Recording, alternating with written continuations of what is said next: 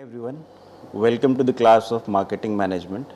Today we will discuss about marketing concepts, and at the end of this discussion you will be able to understand the characteristics of services and the distinctive marketing challenges they pose.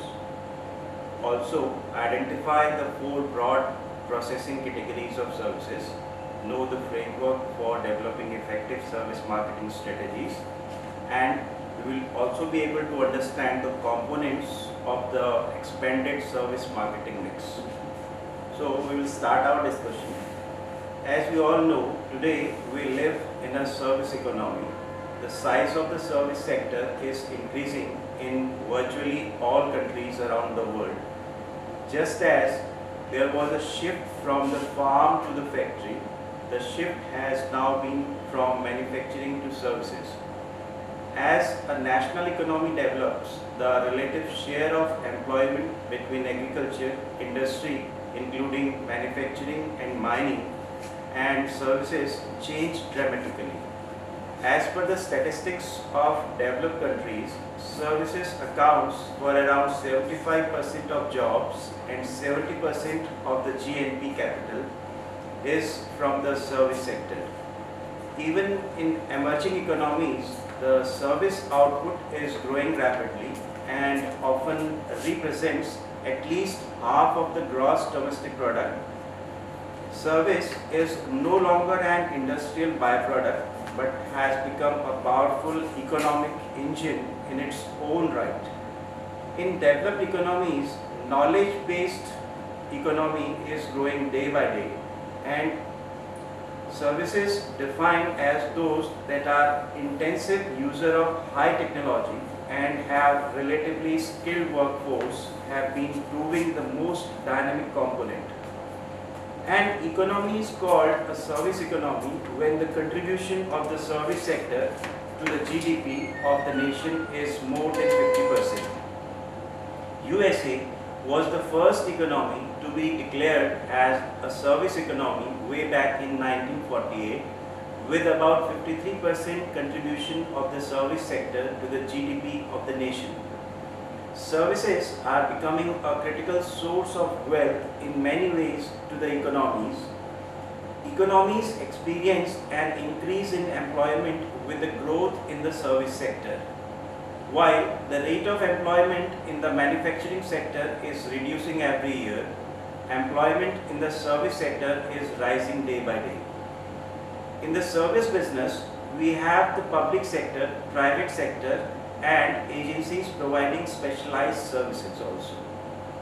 Even in the manufacturing sector, we have service providers such as computer operators, management experts, legal experts, and financial experts, etc.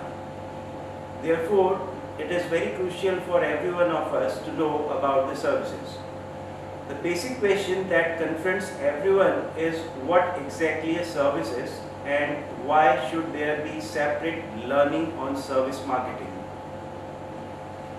A different marketing approach is necessary for service marketing because services differs from goods in many respects.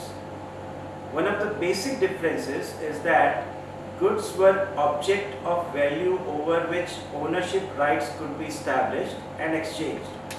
Ownership implied tangible possession of an object that had been acquired through purchase, barter, or gift from the producer or a previous owner, and was legally identifiable as a property of the current owner. But in the sale of services, transfer of ownership will not take place. Therefore, we can define services as, according to the American Marketing Association, services can be defined as activities, benefits, or satisfactions which are offered for sale or provided in connection with the sale of goods. This definition provides a limited view of services. However, this was the first major attempt to identify services differently in valuing the output of a society. Services covers a vast array of different and often very complex activities, making them difficult to define. The word services originally was associated with the work of servant did for their masters. In time, a broader association emerged, captured in the dictionary definition of the action of serving, helping or benefiting, conduct tending to the welfare or advantage of another. Sometimes, services are also defined as economic activities offered by one party to another. Often time-based performances bring about desired results to recipients, objects or other assets for which purchasers have responsibility. In exchange for money, time and effort, service customers expect value from access to goods, labors, professional skills, facilities, networks and systems, but they do not normally take ownership of any of the physical element involved. One common method of defining a service is to distinguish between the core and the peripheral elements of the services. The core element or the core services offering is the necessary output of an organization which is intended to provide the intangible benefits customers are looking for.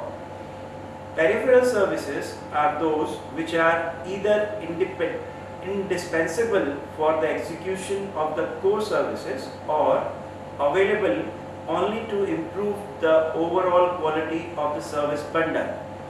According to Christopher Lovelock, there are 5 broad categories within the non-ownership framework. These are rented goods services. These services enable customers to obtain the temporary rights to use a physical good that they prefer not to own. An example includes fancy dress or shoes. Number 2, defined space and place rentals. Here, customer obtain use of a defined portion of a target space or a building, vehicle or other areas. Like for example, a seat in an aircraft can be defined as a space or a place of rental. Then number 3 is labor and expertise rental, which includes customer hire other people to perform work that they either choose not to do for themselves or are unable to do because they lack the necessary expertise, tools or skills. The example includes car repair services. Then we have number 4 as access to the shared physical environment.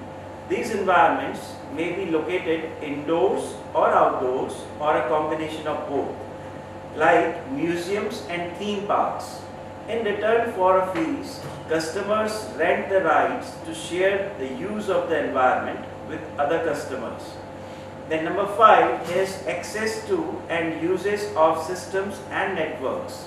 Here, customers rent the right to participate in a specified network such as telecommunications, utilities and banking or specialized information services. Service providers often create a vertical menu of terms for access and use in response to varying customer needs and differing abilities to pay. In many instances, 2 or more of these categories may be combined. When you will take a taxi, you are hiring both a driver as well as a vehicle. Therefore, there are various reasons for the growth of the service sectors. What is driving the rapid growth of the service sector is the most important question. Government policies, social change, business trends, advances in information technology and globalization are among the powerful forces transforming the service markets. Collectively, these forces are reshaping the demand, supply, the competitive landscape and even the customer's style of decision making. The growth of the service sector is the worldwide trend. As we have already mentioned, many economies became service economies and the other are following in their steps. Growth proportions are so significant that the service accounts for 12.5% in the year 2007. Almost 1/8 of the GDP of an economy like ours.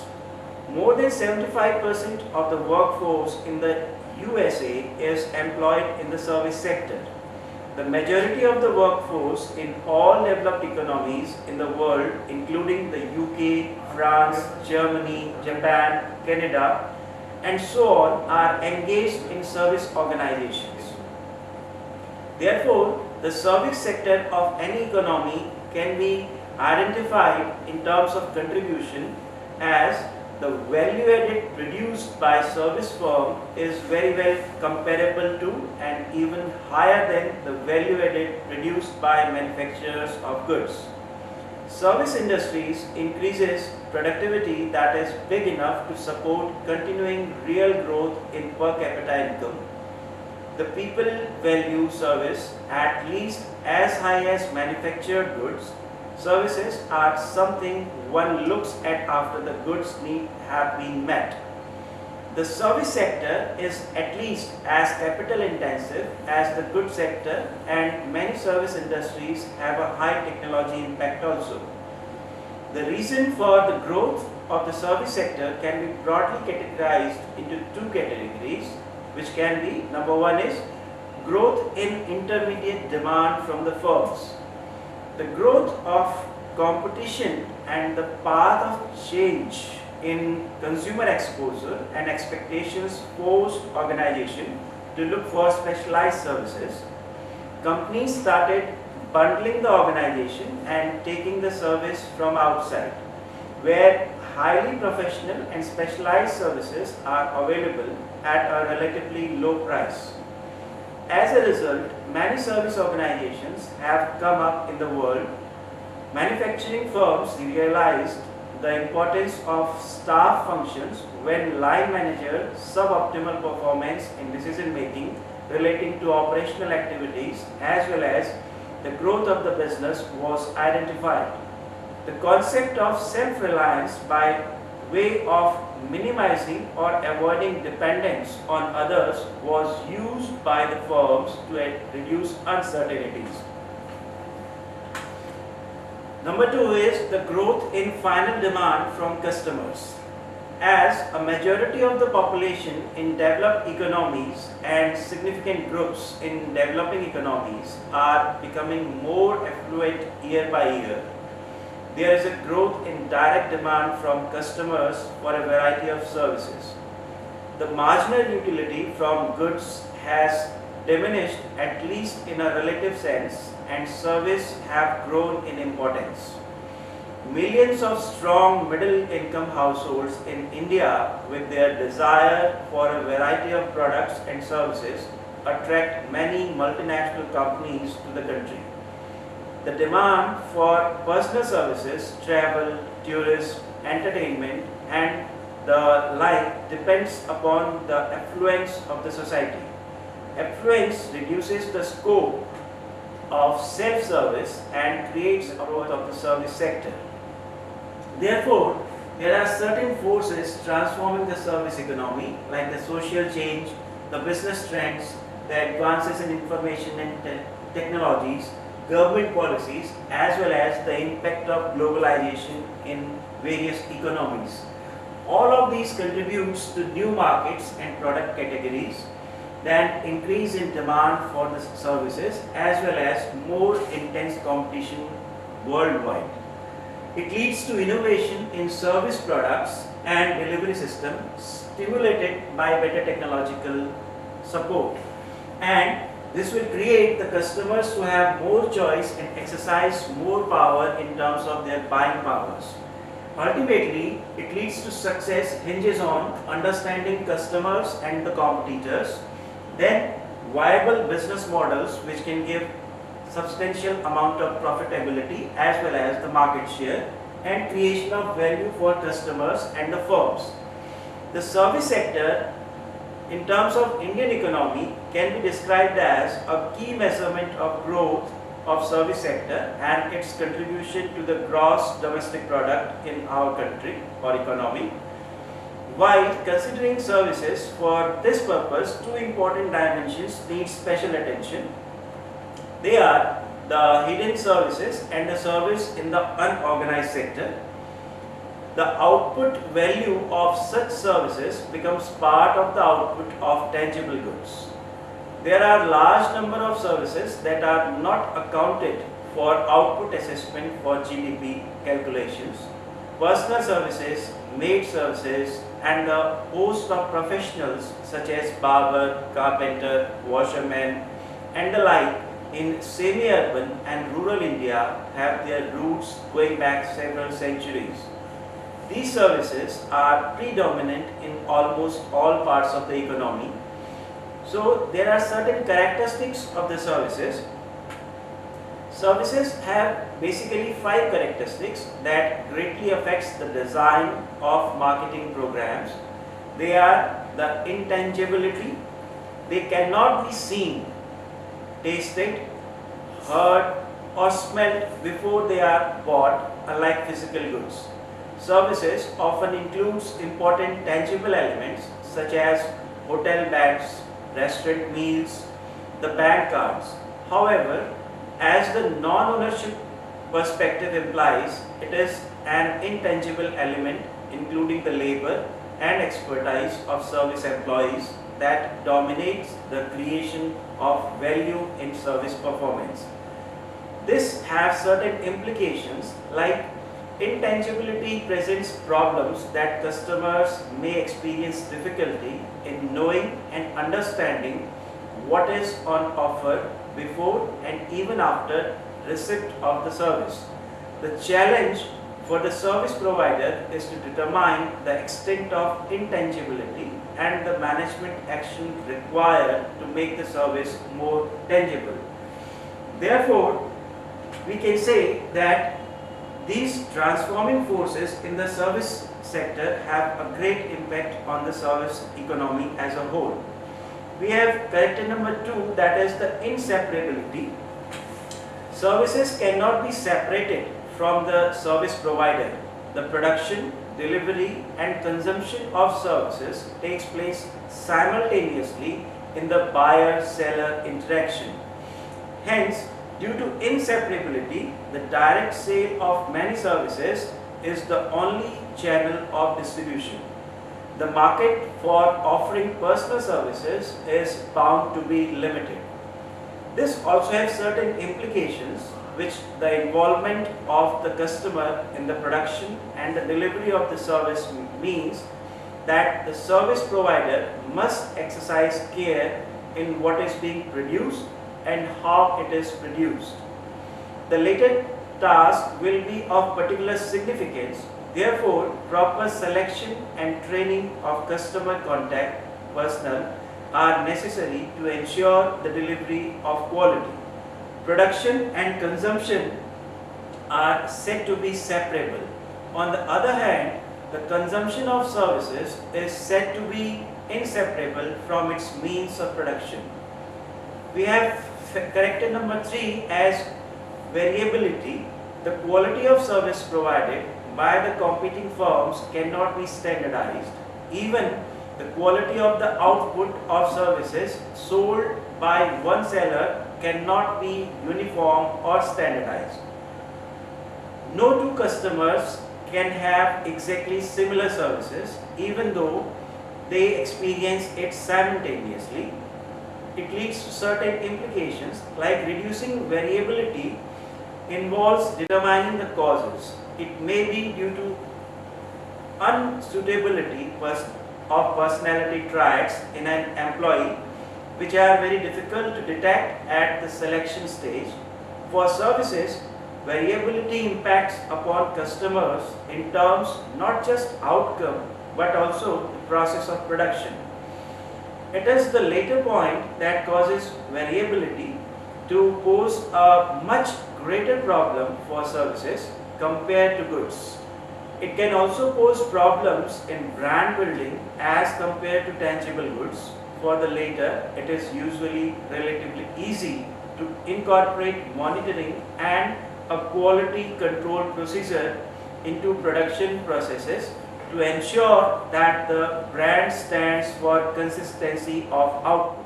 We have point number 4 as perishability. As we all know, services perishes. They cannot be stored.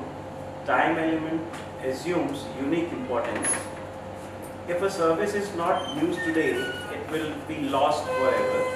It cannot be carried forward. Unutilized services are economic loss to the organization as well as to the economy. The major challenge of these firms is to balance the supply and demand position.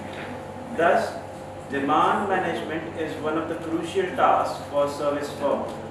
It also has certain implications like fluctuations in demand characterizes service organization and may pose problems where these fluctuations are unpredictable. Strategies need to be developed for producing a better match between supply and demand. Service differs from goods in that they cannot be stored. The producer of a service that cannot sell all its output produced in the current period has no chance to carry it forward for sale in a subsequent one. The perishability of service results in greater attention having to be paid to the management of demand by evening out peak and thoughts and in scheduling service production to follow this pattern as far as possible. Pricing and promotion are two of the tools commonly adopted to tackle this type of problems. Then we have point number 3, that is the character number 5, that is no ownership in case of services. Consumers will have experience of the service but not ownership. Since the services are intangible and perishable, the question of ownership doesn't arise.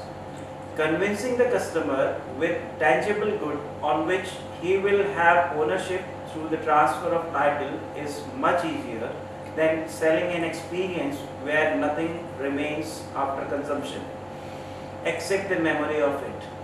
Customer dissonance would be higher in the case of service than of goods. Service is purchased for the benefit it provides. If we closely examine the reasons why products are purchased, we find that they are bought not because of their physical, tangible features, but because they provide certain intangible benefits and satisfaction. Bathing soap provides the primary benefit of cleanliness. Air conditioner provides the benefit of cool and fresh air, comfortable environment. A mixer cum grinder provides convenience to the household. The only difference between products and services is that in the later, the intangible component is greater than in the former. Thus, the services can be treated as a physical kind of product. Therefore, we have 4 broad categories of services, and based on differences in nature of the services act, that is the tangibility and intangibility, and who or what is direct recipient of services, that is people or the possession. There are 4 categories of services. Number 1 is people processing, then possession processing, then mental stimulus processing, and information processing. Therefore, the elements of marketing mix also plays a crucial role in service marketing, like the nature of services poses distinct marketing challenges. Hence, the 4 P's of goods marketing are not adequate to deal with the issue arising from marketing services and have to be adapted and extended. Further, the traditional marketing mix does not cover managing the customer interface. Marketer therefore needs to extend the marketing mix by adding 3 more P's associated with service delivery, process, the physical environment, and people. Collectively, 7 elements, that is the 7 P's of service marketing, presents the ingredients required to create viable strategies for meeting customer needs profitably in a competitive marketplace. The traditional marketing mix consists of product. The service product requires consideration of the range of services provided, the quality of services provided, and the level of service provided. Service products lies at the heart of the firm's marketing strategy. It is a product.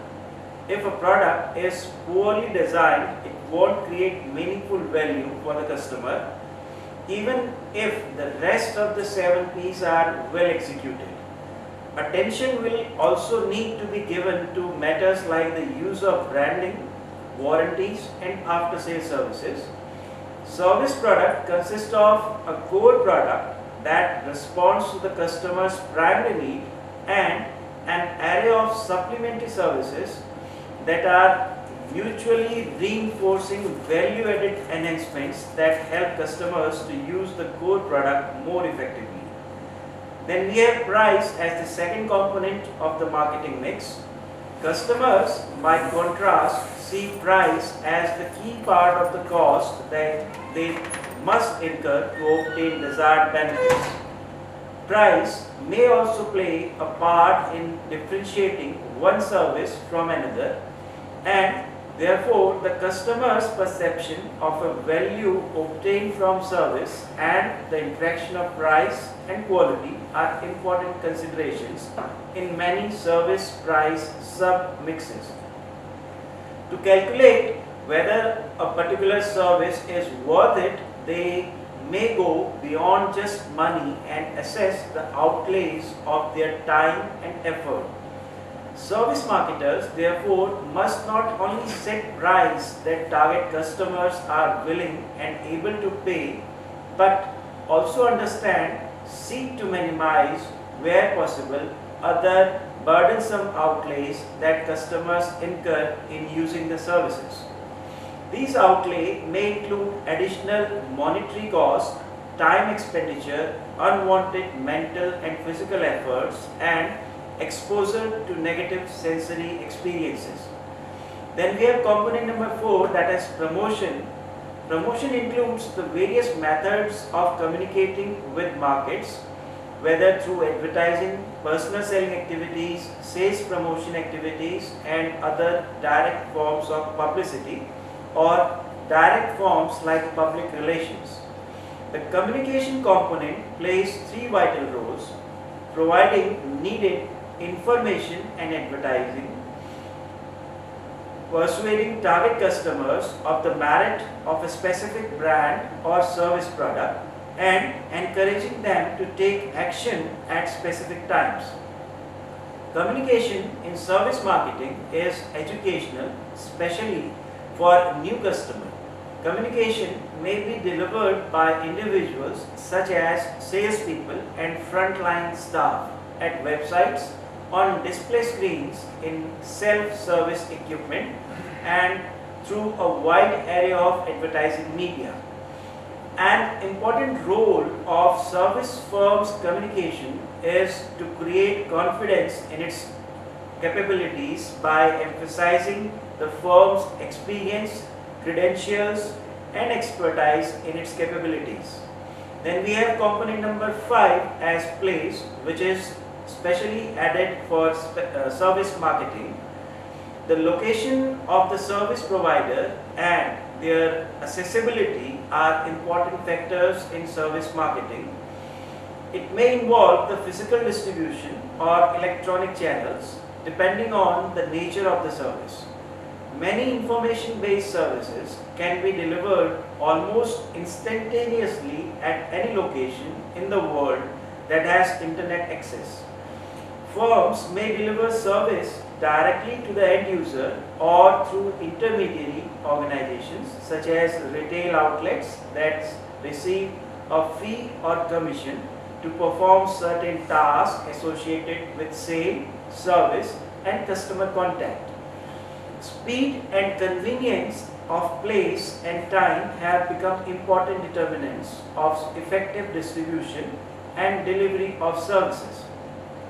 Nowadays, a growing number of services are available 24/7 and via more and more distribution channels, including retail branches, self-service machines like ATMs, call centers, and internets.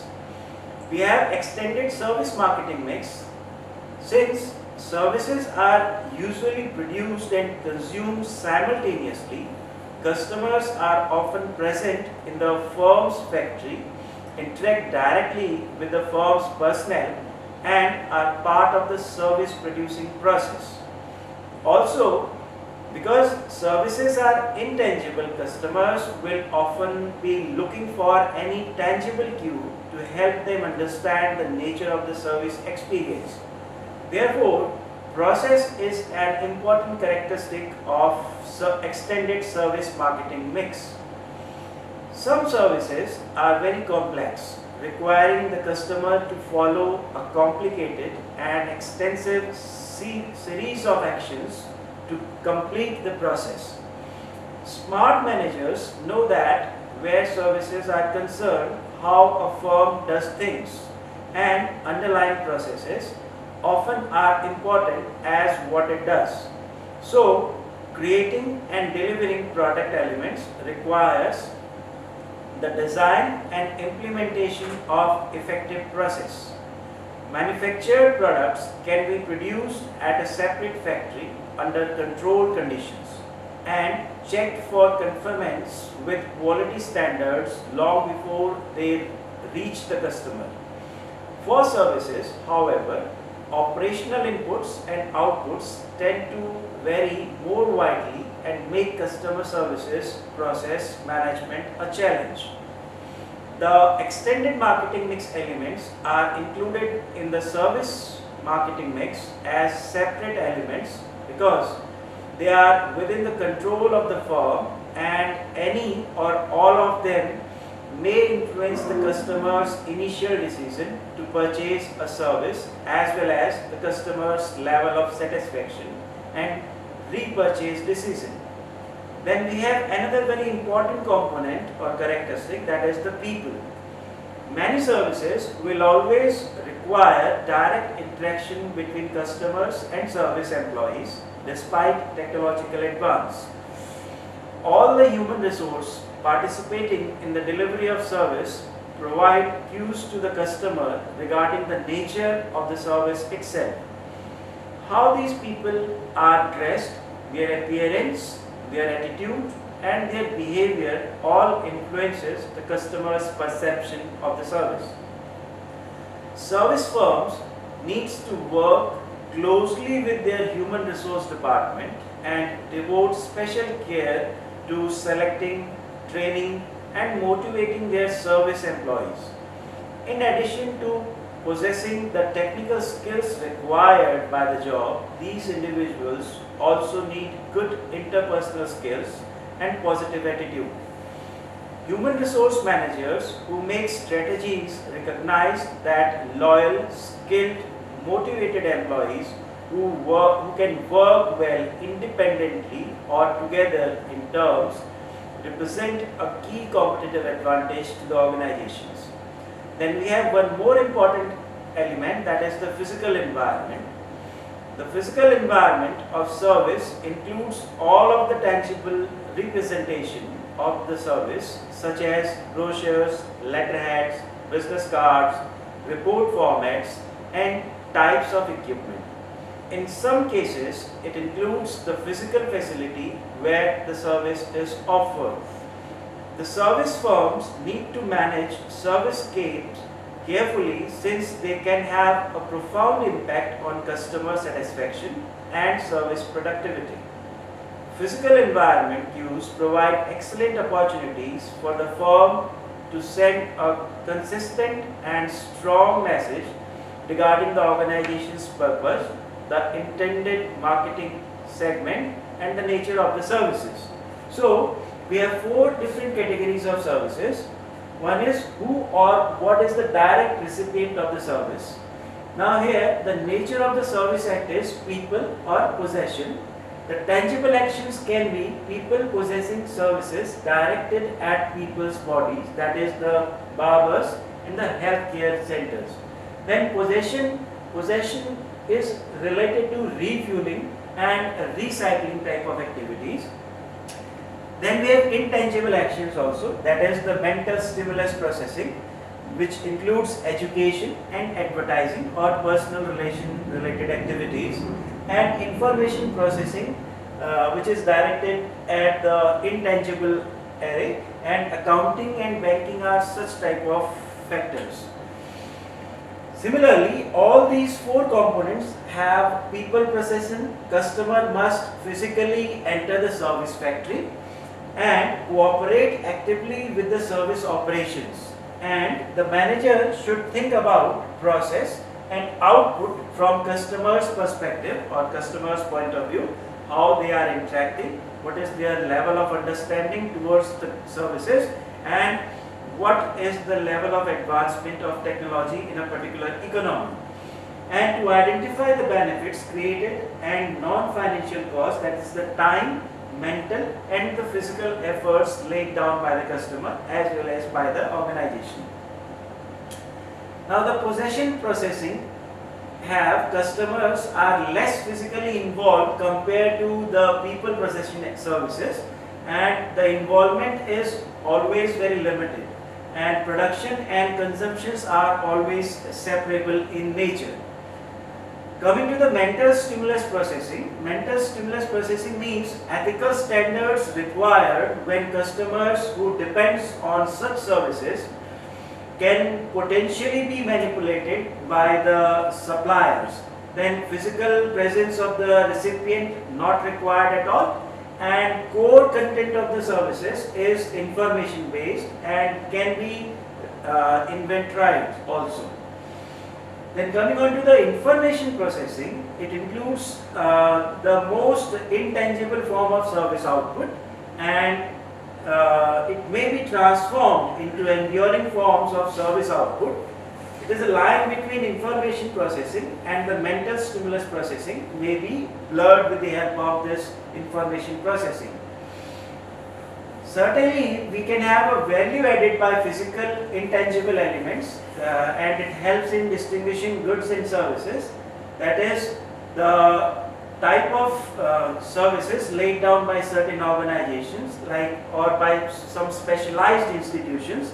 Like we have fast food restaurant, tailored clothing, new cars, golf clubs, wine, CD players, etc. And we have plumber services, repair services, health clubs, airline flights, landscape maintenance, consulting, life insurance and internet, which requires high intangible elements and definitely have more service dependability. As we have already defined, these are economic activities offered by one party to another and most commonly employ time-based performance to bring about desired results in recipients themselves as well as objects or other assets for which purchasers have some responsibility. And in exchange for their money, time and effort, services customers expect to obtain value from access to goods, labor, facilities, environment, possessional skills, networks as well as the systems. Then they do not normally take ownership of any of the physical elements involved. There are certain challenges also posed by the services, like for example, marketing management task in the service sector differs from those in the manufacturing sector. There are 8 common differences, like most service products cannot be inventored, means we cannot store them. So we have to take care of their disposal or the sale. Intangible elements usually dominate value creation. Services are often difficult to visualize and understand unless until we are consuming or we are availing them. Customer may be involved in co-production. People may be part of the service experience, and definitely we can improve our service levels with the help of the feedback or information taken from people. Operational inputs and outputs tend to vary more widely. The time factor often assumes great importance in service industry and service marketing, and the distribution may take place through non-physical channels also, as we have already discussed. If we are dealing in technological type of services, they can be directly delivered to the customers. There are certain differences, implications and market related tasks. That the differences is most service products cannot be invented. Intangible elements usually dominates value creation in terms of services. Services are often difficult to visualize and understand, and customer may be involved in co-production. The implication of these differences is customer may be turned away. Means if they are not stored, but if they are not readily available to the customer, then definitely the customer will turn away. Then they are harder to evaluate services and distinguish from the competitors. It has a greater risk and uncertainty and interaction between customer and provider, but poor task execution could affect the satisfaction level of the services also. Then we have marketing related tasks, that is use pricing, promotion, reservations to smooth demand, work with ops to manage capacity, emphasize physical cues, employ metaphors and vivid images in advertising to make it more attractive, then educate customers on making good choice, offer and guarantees, then develop user-friendly equipment, facilities and systems, train customer, provide good support system, that is the after-sales services. We can go for extended marketing mix as we have already discussed. It can be viewed as a strategic and competitive thrust pursued by the top management, a set of functional activities performed by the line manager, customer driven orientation for the entire organization, and marketing is only function to bring operating revenues into a business. All the other functions are cost centers. And the 7 P's of service marketing, as we have already discussed, are needed to create viable strategies for meeting customer needs profitably in a competitive marketplace. And we have already discussed product element, place in time, price, promotion, process, physical environment and the people. So you can take a look of these, and definitely people have a great implication in delivering our services effectively throughout the market as well as globally. This is all for today's discussion. We will meet again. Have a nice day. Thank you.